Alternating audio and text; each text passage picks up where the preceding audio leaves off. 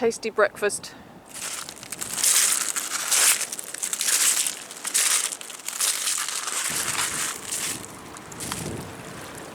Just found a tiny weeny little coin. Relatively modern, I suspect, but I'm not sure what it is. It's very small.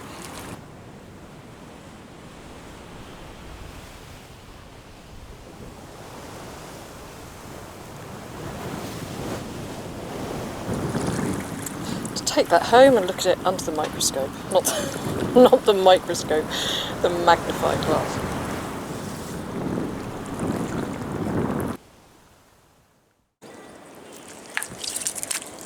Now initially I saw this pipe stem here, but then I saw a piece of metal sticking out of the mud, so I gave it a little tug because it looked like it could be some kind of tag. And then I wiped the mud off and look, it's like an old ruler. I love that. Let's go and give it a rinse and have a closer look at it.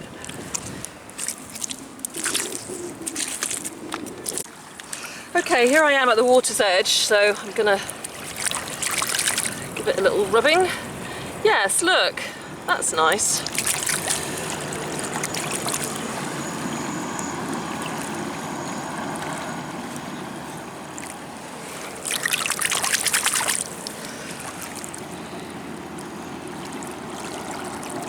Excellent, I like that. I like that very much.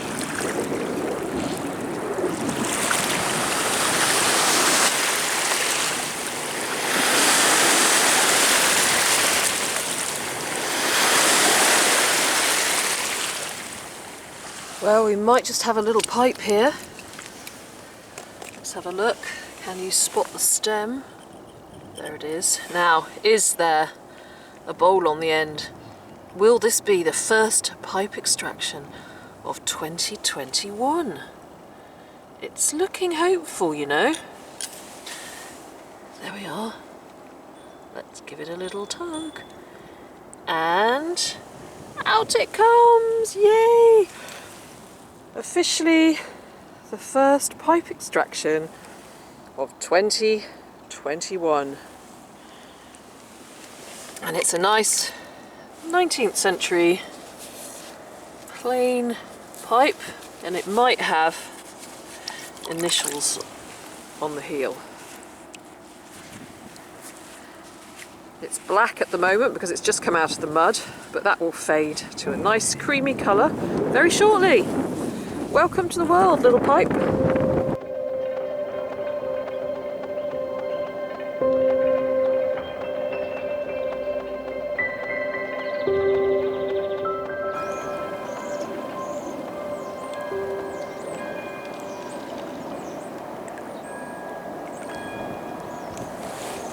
I just went to turn over a piece of pottery and see what was on it, and noticed a piece of metal poking out of the mud. So pulled it out, and it looks like a little, like a lens. It's really nice.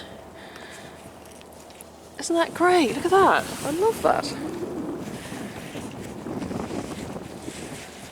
It's a lens from something.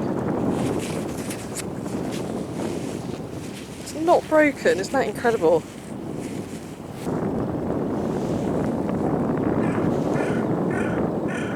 Oh, I'm really pleased with that. Great if it had some markings on it, but I'm not sure if it has. Pop it in my bag, clean it up when I get home.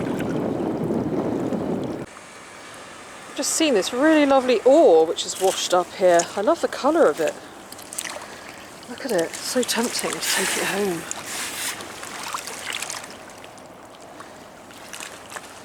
But just what exactly would I do with it? What would I do with it? Should I take it or not?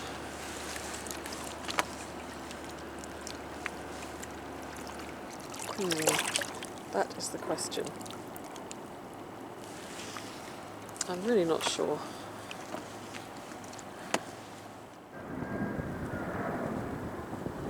Now just here underneath the water I saw something that I thought was a coin, but it it's not. Look, it's a little tag. Here it is. Let's get it out.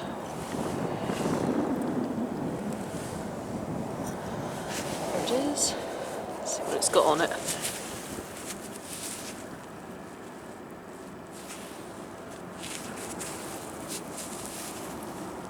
I love these. For some reason, there's something about them. It's like got 205 OD, probably Ordnance Department, I think. Beautiful.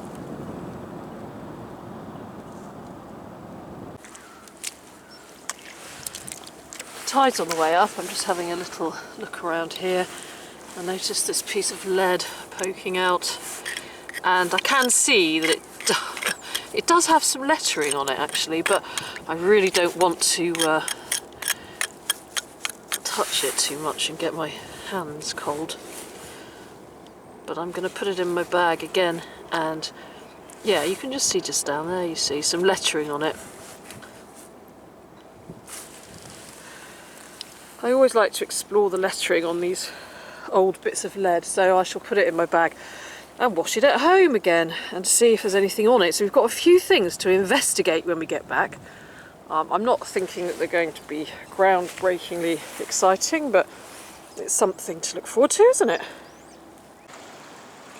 I think I've got a little bit of grape shot or something here. A big crusty piece of metal which I tapped, and inside is a perfect sphere. Look at that. It's like taking a conker out of its protective covering.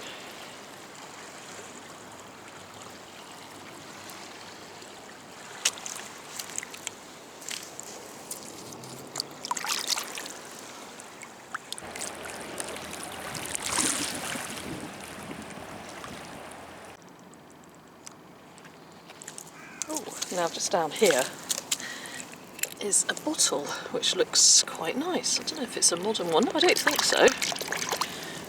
That's pretty, isn't it? Look at that.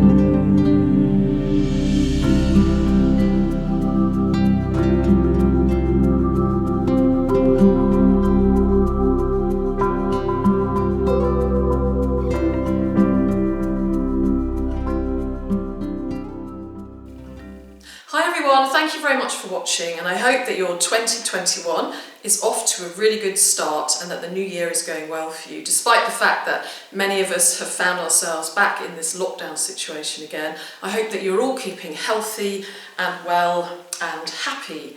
For my part, I've been doing quite a lot of sorting out this week. I've been in my studio sorting out my finds that have been neglected for the last few years at the bottom of drawers. I've been finding things that I've totally forgotten about, and so this morning I spent a good few hours in there.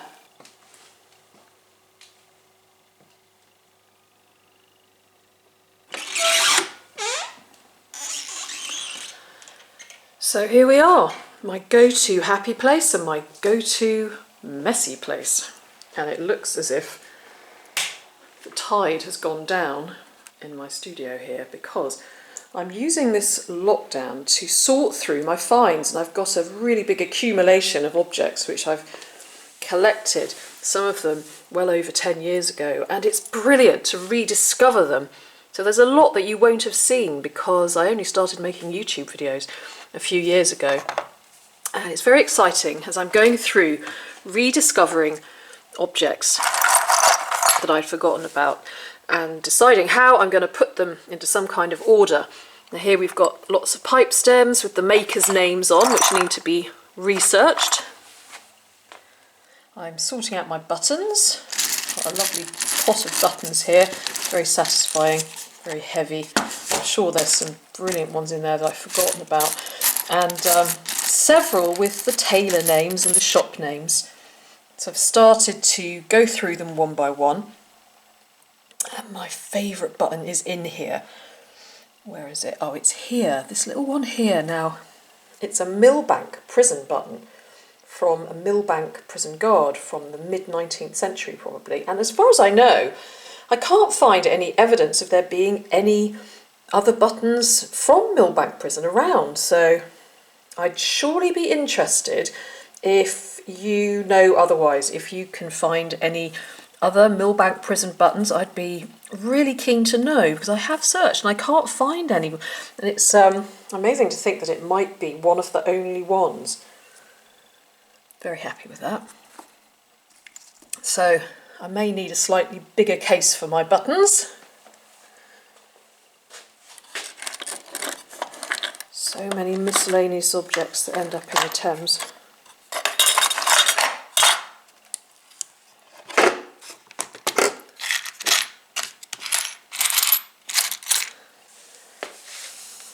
Lots of things in these drawers too that I've undoubtedly forgotten about. Jawbones, of course. This is an old newspaper from 1970 talking about the Thames Barrier.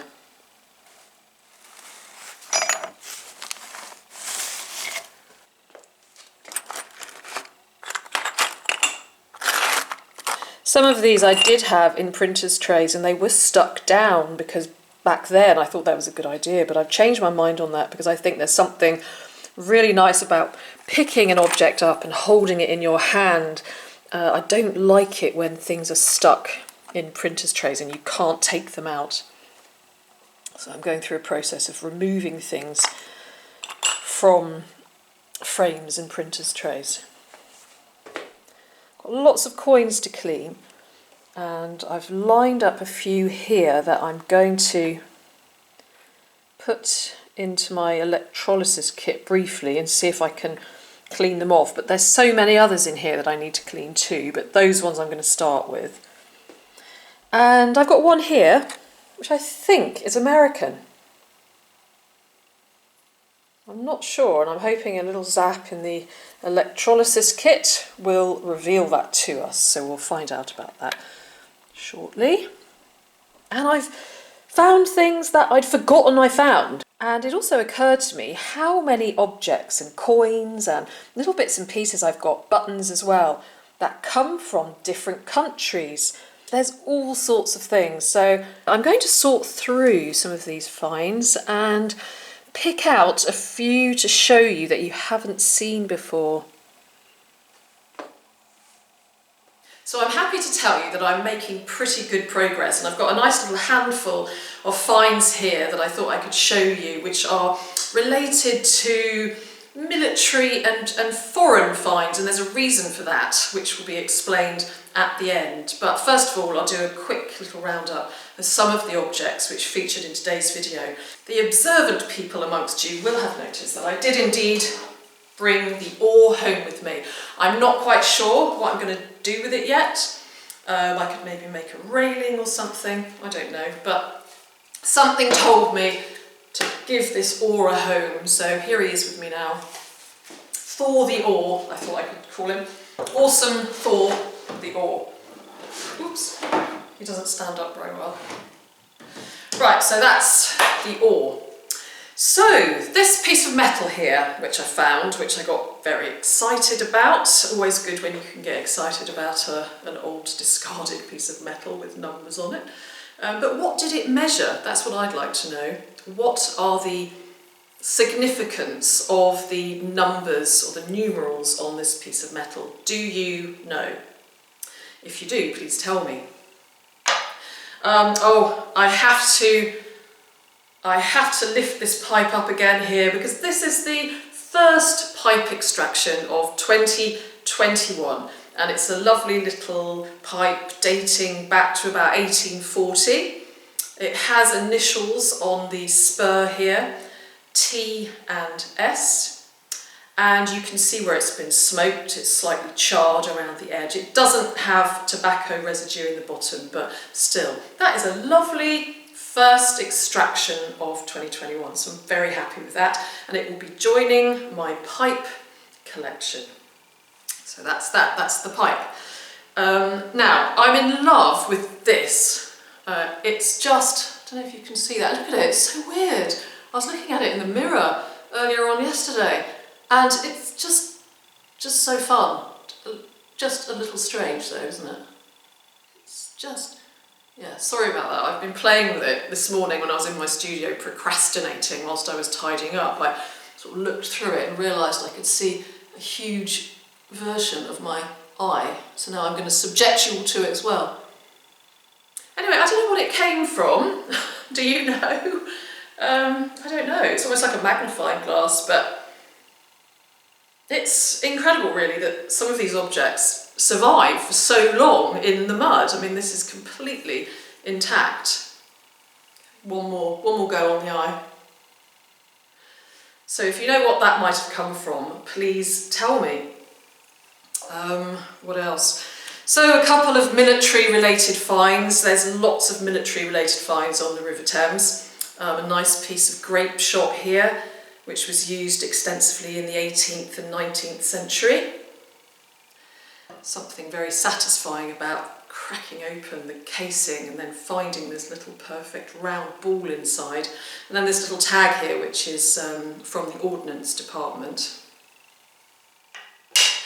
And finishing with this tiny little coin, which is a Canadian 5 cents dated 1917 with George V on it.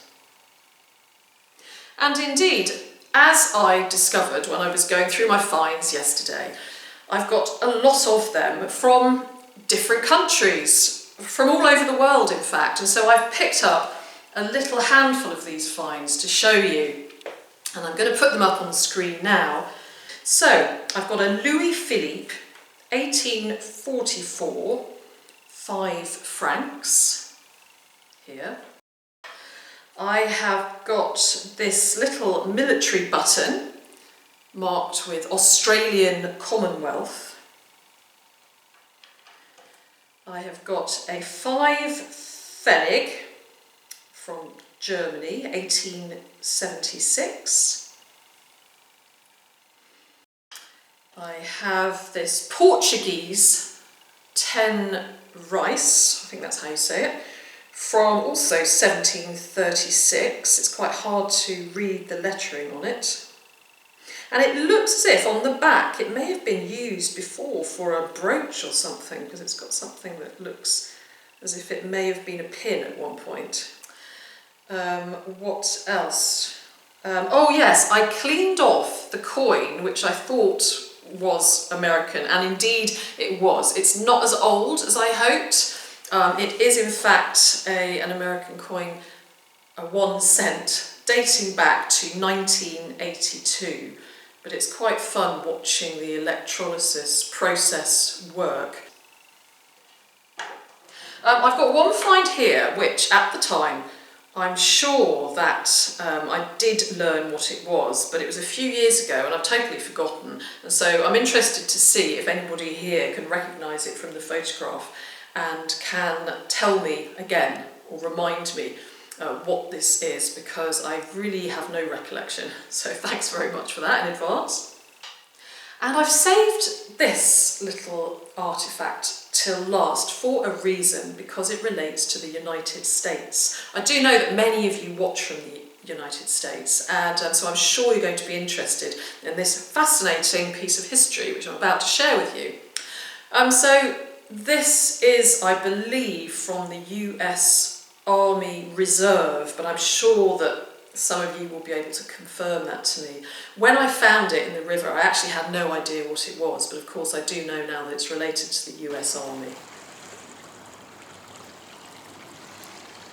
I'm showing you this now because today, as many of you in the USA will probably know, is the 206th anniversary of the Battle of New Orleans.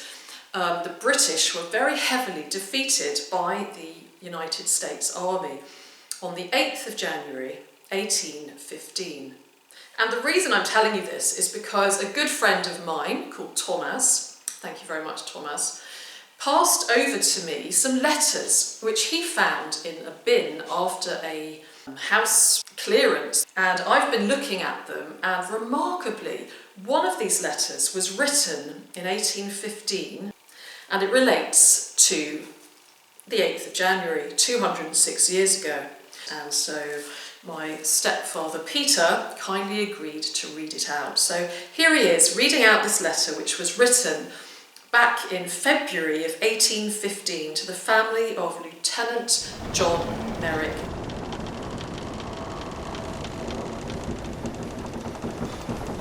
Dauphin Island, Gulf of Mexico, February the 18th, in the year of our Lord, 1815.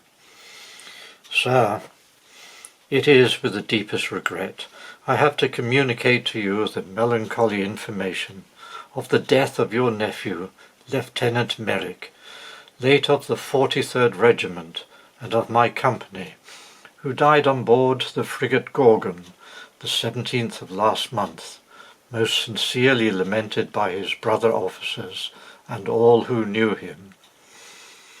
You have already been informed by the surgeon of the regiment that he was severely wounded in both legs in the attack made on the enemy lines near New Orleans, and that one of his legs was afterwards amputated.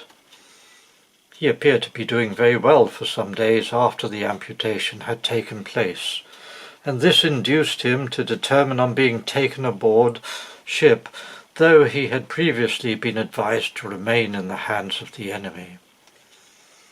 Unfortunately, the weather proved bad, and he was 5 or 6 days coming down the lake in a small vessel where no medical assistance could be procured, and to this circumstance perhaps his death is more to be attributed than to the effects of his wounds. It will be of some consolation to you and to his friends to know that his remains were taken on shore that day after his demise and decently interred in Cat Island, attended by his servants and some people of the ship. With respect to your nephew's effects, they have all been sold with the exception of a sash, sword and watch, which I shall endeavour to take care of while I have an opportunity of sending them to you or to his father, the produce of which, with his pay and allowances, after deducting some trifling regimental debts, will amount to between 80 and 90 pounds, which will be remitted to the agents immediately after the 24th of April. I understand Mr. Meyricke left a large box in charge of Mr. Lowcroft, a friend of his at Plymouth, containing a writing desk, pair of pistols, some shirts and sheets. What few papers he had have been carefully examined and destroyed, except a letter addressed to you, which I have forwarded by this mail. And I am with esteem, truly yours, John Champ.